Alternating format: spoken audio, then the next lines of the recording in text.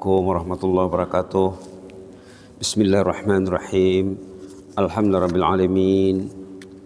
Wa bihi nasta'in ala umuri dunya waddin. Wassalatu wassalamu ala asyrafil mursalin sayyidina wa habibina wa syafi'ina maulana Muhammad wa ala alihi wa sahbihi wa sallim tasliman katsiran bi rahmatika arhamar rahimin. Ya arhamar rahimin, ya arhamar rahimin, arhamna bi rahmatikal wasi'ah. وعافنا واعف عنا وعلى طاعتك وشكرك عنا اللهم زدنا ولا تنقصنا وأكرمنا ولا تهنا وأعطنا ولا تحرمنا وآثرنا ولا تؤثر علينا وأرضنا وارض عنا يا كريم يا حي يا قيوم يا حي يا قيوم يا حي يا قيوم سبحان ربك رب العزة عما يصفون وسلام على المرسلين والحمد لله رب العالمين. Alhamdulillah rabbil alamin. Kita bersyukur kepada Allah di pagi hari yang kedua bulan Syawal ya, hari yang kedua 3 Mei 2022 kita dapat melanjutkan tazkirah subuh sejenak di sini.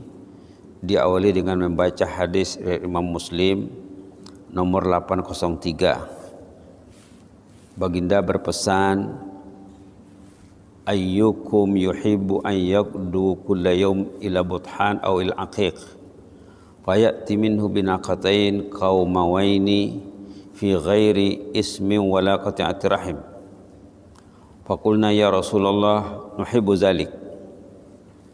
Qal afala yaqdu ahadukum ilal masjid faya'lam aw yaqra ayatain min kitabillahi azza wa jal khairul lahu min naqatain wa thalas khairul lahu min thalas wa arba' khairul lahu min arba' wa min a'dadihinna minal ibil. Maksud hadis ini, baginda merangsang sahabat yang duduk di suffah, ahlus suffah, tempat penampungan orang yang tak ada rumah, tak ada keluarga, duduklah di samping masjid Rasulullah SAW. Di pagi hari itu baginda menemui mereka, mengatakan, siapa di antara kamu yang mau pergi ke pasar? Dulu di sana namanya pasar itu Buthan ataupun Akik. Ada 2 pasar di sana. Pergilah ke pasar di pagi hari katanya, nanti pulang membawa 2 ekor unta besar gemuk secara gratis, tak payah bayar. Kata sahabat, semua kami mau ya Rasulullah. Lalu baginda menjelaskan, kalau kamu berangkat ke masjid di pagi hari, lalu kamu belajar ataupun membaca 2 ayat kitabullah, 2 ayat saja, itu lebih baik nilainya daripada 2 ekor unta besar gemuk. Kenapa dengan unta dulu? Unta dulu zaman dulu harta mahal, barang mahal. Unta itu kendaraan yang mahal zaman dulu. Kalau kamu baca 2 ayat saja katanya dapat insya Allah 2 ekor unta besar gemuk. Kalau 3 ayat dapat 3 ekor. Lebih baik dari itu. Kalau 4 pun sama juga. Ataupun 10 kah berapakah, yang penting begitulah janjinya ya. Dan kita sudah tahu dari awal hadis ini. Bagi jemaah yang selalu hadir di Sholihin, hadis ini sudah lebih setahun dibincangkan di sini ya. Hadis sahih. Jadi tadi imam baca surah Alam Nashrah, Al-Insyirah dengan surah Al-Fil. Al-Fil 5 ayat pendek, Al-Insyirah 8 ayat. Mari kita raih nilai unta sebanyak bilangan ayat 8 campur 5 jadi 13. A'udzubillahi minasyaitonir rajim. Bismillahirrahmanirrahim. Alam nashrah laka sadrak wa wada'na 'anka wizrak alladhi anqadha zahrak wa rafa'na laka dhikrak fa inna ma'al usri yusra inna ma'al usri yusra fa idza faragta fansab wa ila rabbika farghab. Bismillahirrahmanirrahim. Alam tara kaifa fa'ala rabbuka bi ashabil fil alam yaj'al kaidahum fi tadlil wa arsala 'alaihim tayran ababil tarmihim bihijaratin min sijil faj'alahum ka'asfin ma'kul. Shadaqallahul azim. Jadi tajuknya apa? Agar si mukmin lebih kompetitif, agar semangat bersaing itu hidup. Pergi ke rumah Allah, jangan tak sempat baca Quran, ya, itu maksudnya. Baik, kita lihat terjemahan hadis. Siapa dalam kalangan kalian yang mau berangkat setiap pagi ke pasar Buthan ataupun Akik, lalu semasa kembali dari pasar ia membawa 2 ekor unta gemuk yang besar tanpa melakukan dosa dan tidak terputus silaturahim. Artinya dia membawa unta itu bukan karena begaduh, karena curi dan lain-lain, malah gratis saja. Para sahabat menyahut, ya Rasulullah kami semua mau, kata sahabat. Lalu baginda menjelaskan, jika kamu berangkat pagi hari ke masjid lalu kamu pelajari atau kamu baca 2 ayat Quran, nilai amalan ini lebih baik daripada nilai 2 ekor unta besar gemuk. 3 ayat lebih baik daripada 3 ekor unta. 4 ayat lebih baik daripada 4 ekor unta. Atau jumlah lain juga. Si hamba akan meraih unta sebanyak jumlah ayat yang dibacanya. Subhanallah, subhanallah. Duduk di masjid ya. Ini boleh dilakukan sebelum sholat, boleh dilakukan waktu menunggu qamat, boleh dilakukan waktu sesudah solat atau sesudah tazkirah.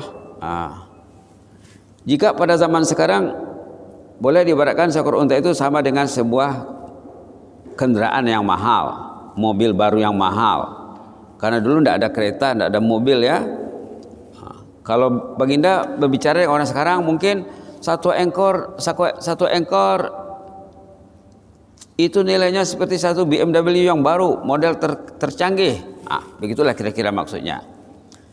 Antara objektif kajian ini merangsang pencinta masjid berinteraksi dengan kitabullah saat berada di rumah Allah. Jangan tak baca Quran. Rugi kalau orang pergi masjid, dia pegang handphone, dia pegang handphone. Subhanallah. Agar tidak berinteraksi dengan media kerugian dan kelalaian. Jika Anda membaca surah Al-Waqiah contohnya 96 ayat campur dengan surah Kursi, surah Al-Ikhlas 4 ayat, sudah berjumlah 100. Kalau dia baca surah Waqiah mungkin tidak sampai 10 menit dibacanya, atau katalah 10 menit 15 menit. Tambah dengan surah Al-Ikhlas sudah jadi 100. Senang ya. Kalau surah Yasin 83. Tambah dengan surah At-Tariq 13 ayat. Jumlahnya 100 ya. Peluang kejayaan ada pada tangan Anda. Ahli keluarga juga. Jadi tunggu apa lagi katanya. Tajuk ini juga boleh dikembangkan menjadi buku yang bernilai tinggi. Subhanallah. Baik, ini kita renungkan satu ayat dalam surah An-Nahl. Cantik nomornya ya, 111. Surah An-Nahl ayat 111. Nanti kita akan kaitkan dengan tajuk hadis di atas. Boleh dibaca ya? A'udzubillahi minasyaitonir rajim. Yauma ta'ti kullu nafsin tujadilu an nafsiha wa tuwaffa kullu nafsin ma amilat wa hum la yuzlamun. Halaman berapa? 280 ayat di atas. Halaman 280 surah An-Nahl. Pada hari pembalasan kelak, setiap orang akan berjuang membela dirinya sendiri. Setiap orang akan dibalas secara teliti sesuai dengan amal perbuatannya. Tiada manusia yang dizalimi sedikit juga pun. Artinya apa? Di akhirat nanti orang itu mempertahankannya, membela dirinya. Setiap orang akan disoal dan dihujah mengenai dirinya. mengenai perbuatannya di dunia, sama ada baik atau buruk, keadaan iman atau kufur, semuanya akan menerima balasan atas apa yang dilakukan di negeri amal ini dunia, ketaatan ataupun kemaksiatan. Tiada yang diperlakukan secara zalim, sesuai menurut amal perbuatannya di dunia. Si muhsin yang berbuat baik akan dibalas dengan perbuatan baik, si jahat juga akan dibalas dengan yang sesuai dengan kejahatannya. Tiada yang dizalimi sedikit pun. Di sana kala tiada pembelaan kepada insan yang dikasihi di dunia. Tidak boleh suami membantu istrinya, ayah membantu anaknya, ketua keluarga membantu ahli keluarganya, tidak dapat. Maka selamatkanlah insan kesayangan Anda sekarang di dunia ini, khasnya pada bulan Ramadan yang sudah lalu ini ya, bulan rahmat dan bulan keampunan. Bersainglah meraih rahmat dan keampunan Allah, jauhilah sifat cuai, lengah dan lalai, sesuai dengan tujuan kita hidup ini. Sesal kemudian tidak berguna. Jadi antara lain cara menyelamatkannya dengan membaca Quran sebanyaknya di rumah Allah. Ini pengalaman indah seorang jemaah ya.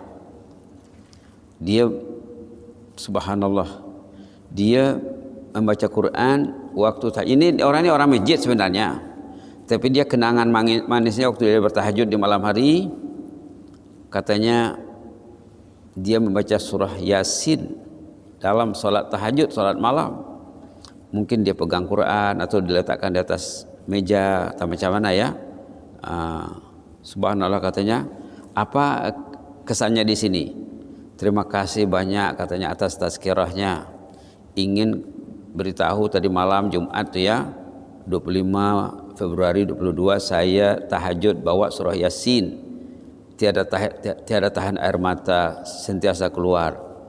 Masya Allah, inginkan mendalami lagi ilmu akhirat ini. Semoga Allah memberi peluang nanti juga katanya. Ini satu kaidah. Kalau kita rajin baca Quran dalam sholat di rumah, nanti bila pergi ke masjid dia akan baca Quran. Tapi kalau di rumah tidak baca Quran, di masjid susah nak baca Quran. Patutnya masjid ini tempat kita tuh membaca Quran. Di bawah ini ada dua doa ya. Doa kalau kita baca Quran sama ada di masjid atau di rumah. Yang doa pertama doa agar tilawah Quran terasa manis, agar motivasi membaca Quran, sama ada di masjid ataupun di rumah sendiri. Boleh kita baca serentak ya. Allahumma inna nas'aluka an tulzima qulubana, Allahumma inna nas'aluka an tulzima qulubana, Allahumma inna nas'aluka an tulzima qulubana hifdza kitabik wa tarzuqana an natluwahu wa natadabbarah ala al-wajhi alladhi yurdika anna wa na'mal bih.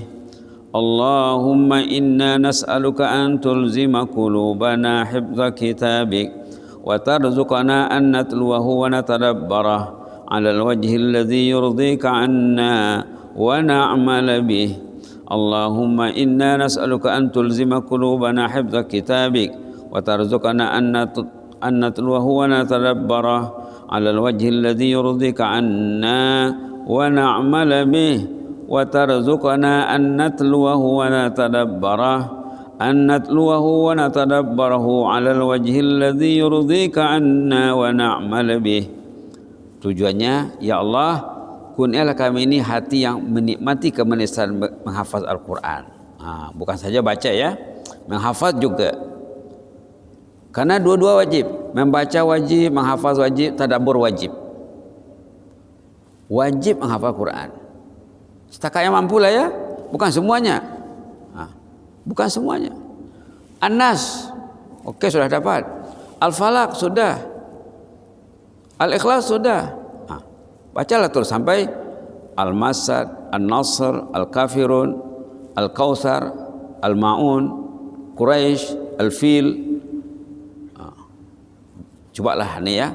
Karena nanti bila orang itu masuk jannah, di sana akan disuruh mengaji, suruh baca Quran yang ada samanya. Bila masuk jannah disuruh mengaji nanti, bacalah katanya.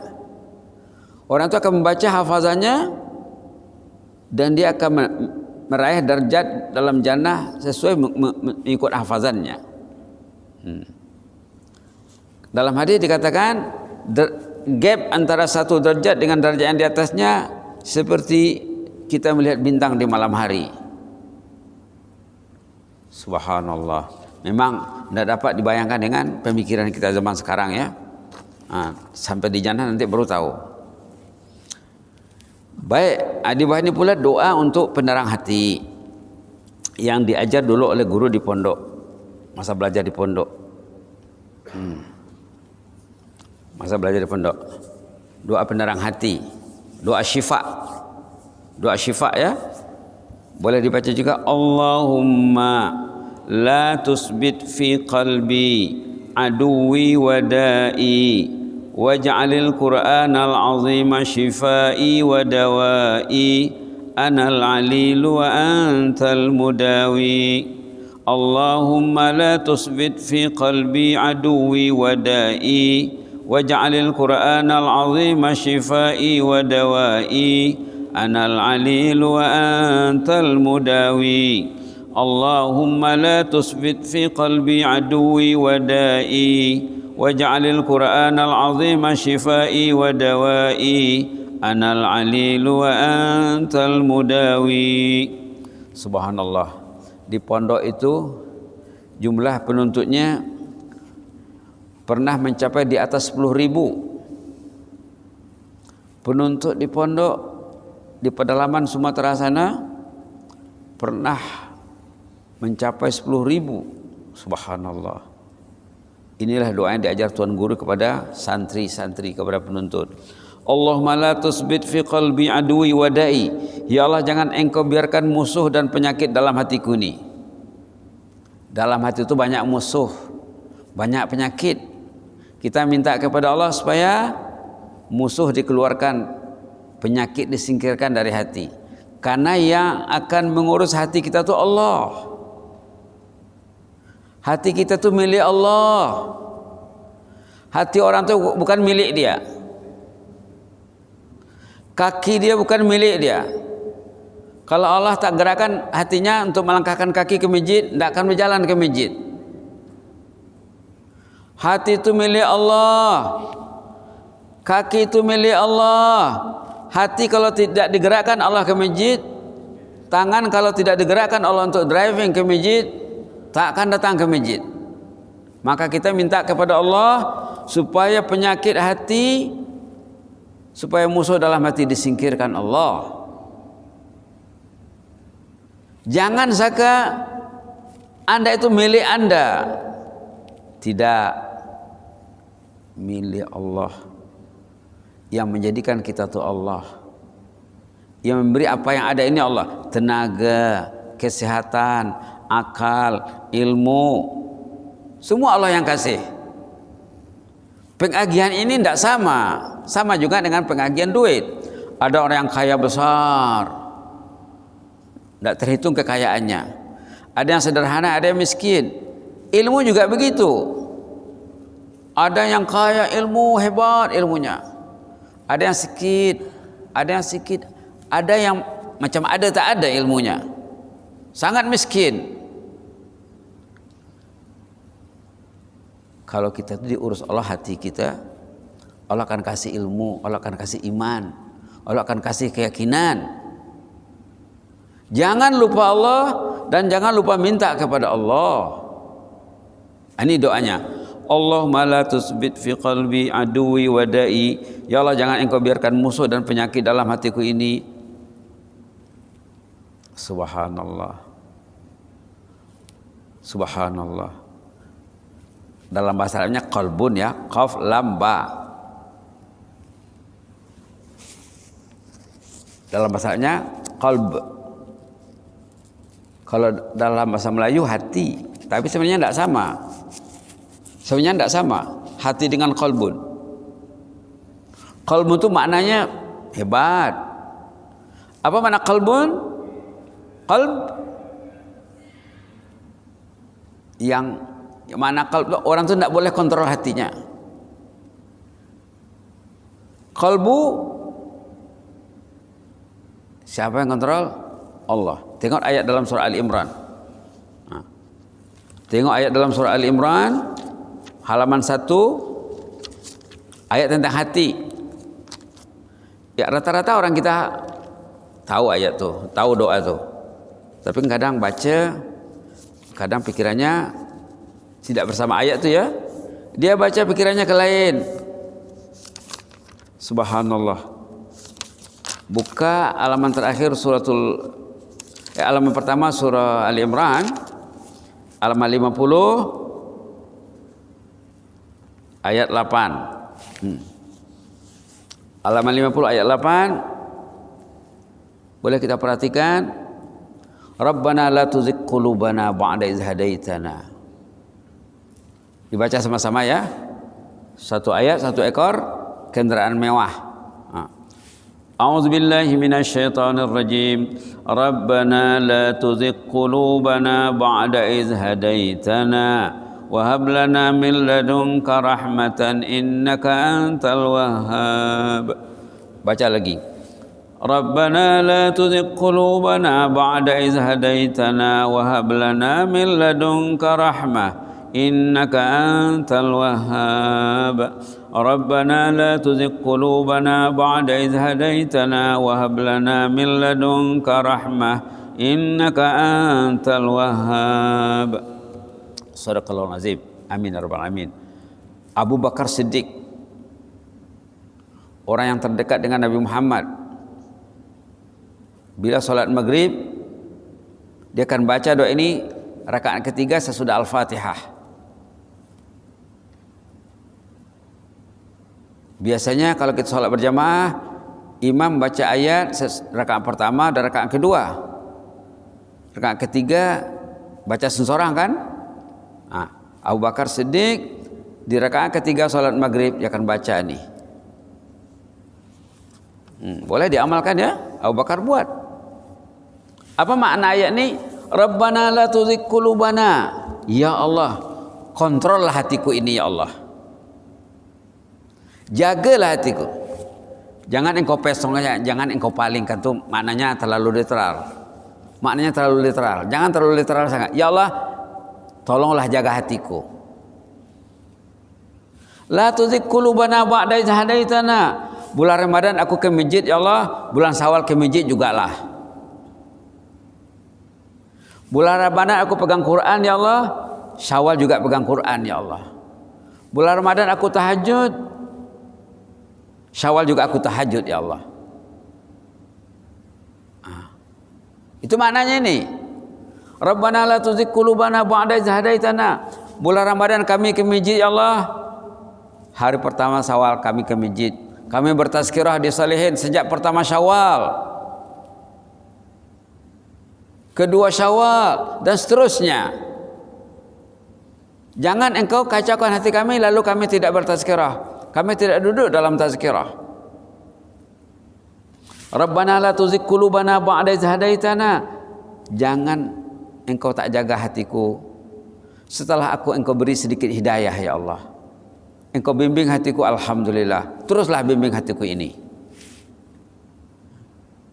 Wahab lana min ladunka rahmah. Kurniailah kami rahmat. Rahmat demi rahmat. Rahmat ini tidak dapat diterjemah ya. Dan dia sudah jadi bahasa Melayu. Tapi itulah perkataan Arab itu bila sudah jadi bahasa Melayu, karena tidak diterangkan dengan penuh, orang tak paham. Rahmat yang paling besar di mana tempatnya? Di mana? Di masjid.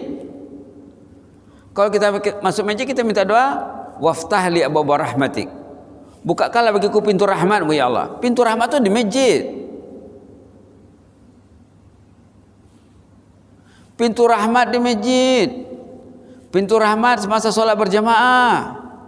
Pintu rahmat semasa bertazkirah, semasa baca Quran.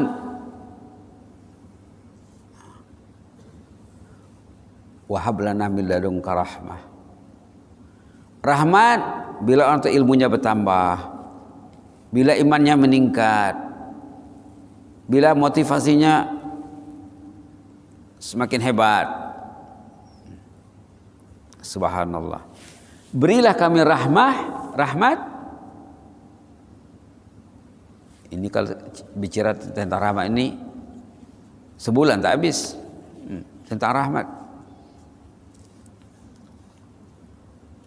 Rahmah ya, kesehatan itu rahmah. Terhindar pada COVID itu rahmah. Sembuh dari penyakit itu rahmah. Keselesaan keuangan itu rahmah. Rumah itu rahmah. Kendaraan itu rahmat. Subhanallah. Ahli keluarga itu rahmat. Istri rahmat kepada suami, suami rahmat kepada istrinya. Wahab lana min ladunka rahmah, kurniailah kami rahmat ya Allah, innaka antal wahhab, engkau maha pemberi. Engkau tak mau menyekat pemberianmu ya Allah. Jadi di sini kita minta apa? Jaga hatiku ya Allah. Hati itu rahmat.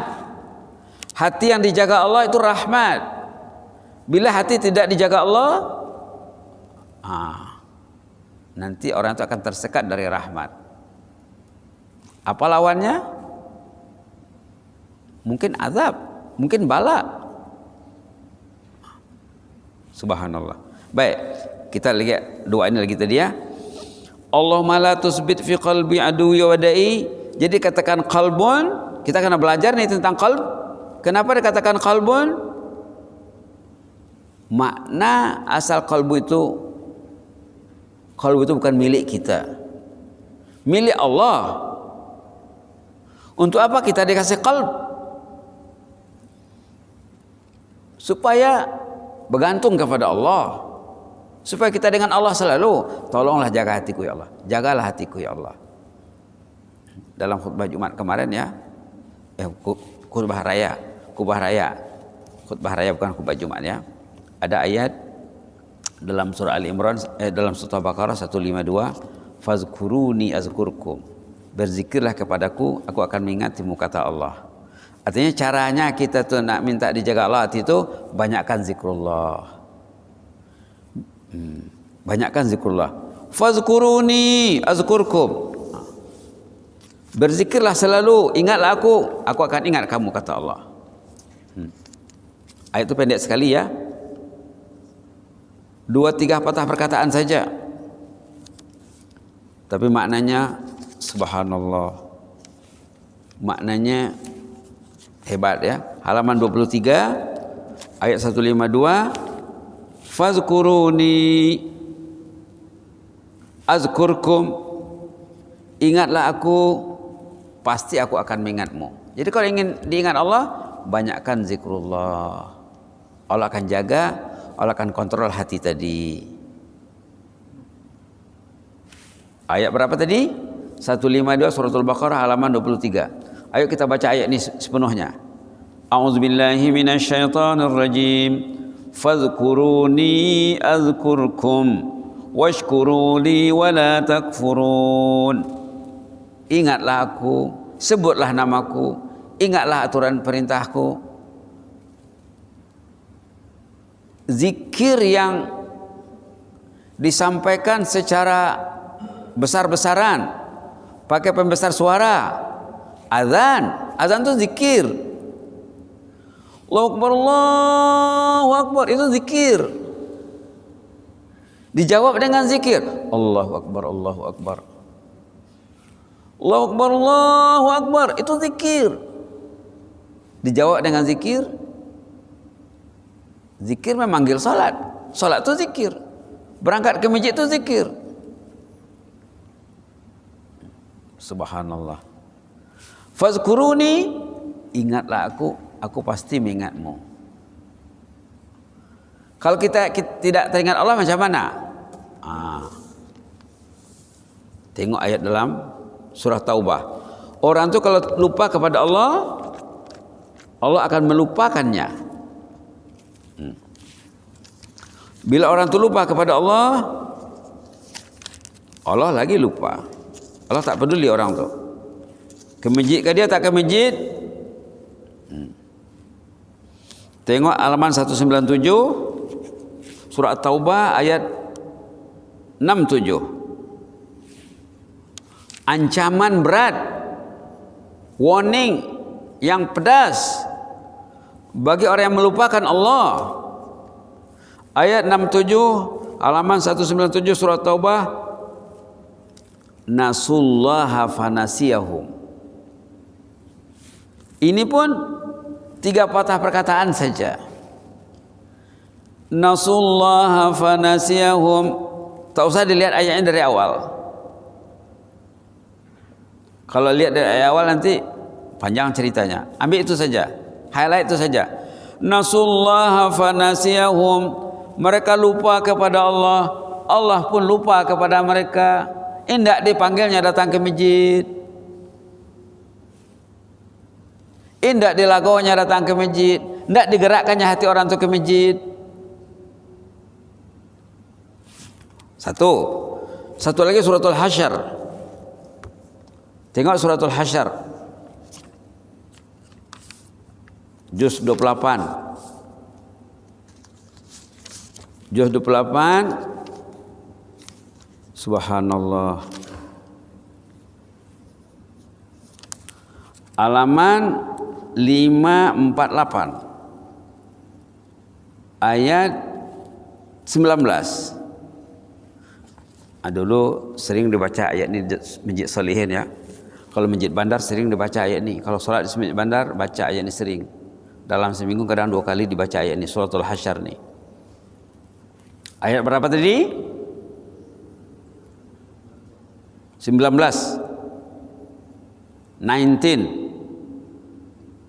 Al-ayah 19. Oke? Apa yang di-highlight di sana? Nasullaha fa'ansahum anfusahum. Itu yang di-highlight.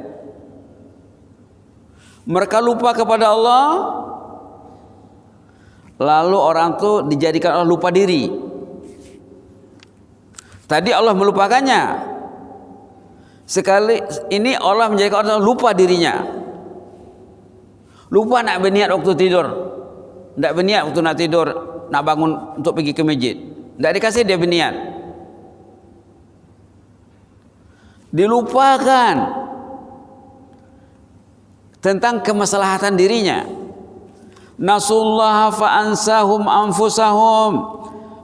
Mereka melupakan Allah, lalu Allah jadikan mereka lupa diri. Berat nih, dua-dua berat. Allah lupa terhadap mereka, satu dalam surah Taubah, orang ini lupa kepentingan dirinya. Subhanallah. Jadi yang baik macam mana? Yang baik orang itu diingat Allah selalu. Yang baik Allah ingatkan orang itu tentang kepentingan dirinya, kemaslahatan dirinya. Apa kemaslahatan dirinya? Tidur jam 9.30, tidur jam 10. Nanti jam 3.30, jam 4 dia bangun. Ani tidur jam 12, tidur jam 1. Kemarin jumpa kawan masa beraya, saya tidak boleh tidur jam 12 Ustaz katanya. Mesti selepas jam 12. Musibah hamba cakap. Musibah. Walaupun dia barang tidak akan tidur dia.